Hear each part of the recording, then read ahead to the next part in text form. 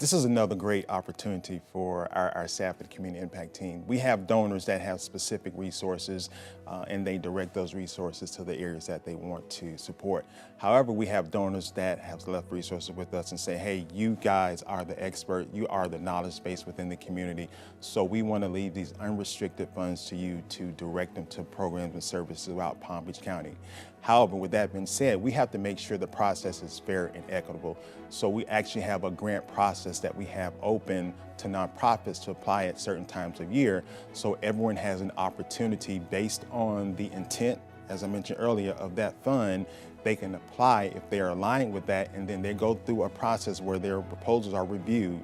They go through a stringent process of site visits. We meet with our committees and have deep discussions about these programs and services and ones that are providing the greatest impact, but also those that have potential to provide great impact, and how do we support those organizations. And lastly, that goes to our board of directors for them to give a thumbs up, and then we grant dollars out to those nonprofits in our community. Well, essentially, I would say the first phase is to make an introduction to the Community Foundation staff. In Palm Beach County, there are over 6,800 nonprofits in the community.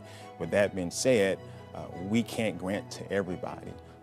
But by you building that relationship with the Community Foundation, us having an understanding of what you're doing and how you're providing those services to the community, further down the line, if it's not at that moment, we may have an opportunity to work with you at that point in time.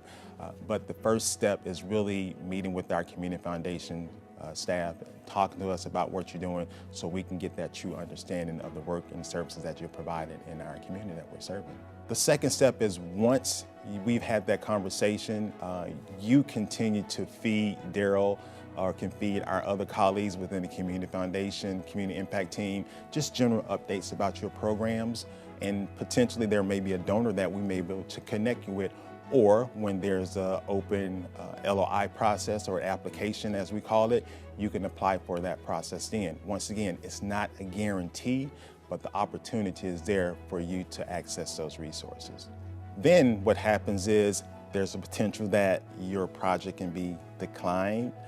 And really, a lot of times it's not based on because you didn't have the awesome program, but our resources are limited. So there may be a program that may have provided a greater impact than yours.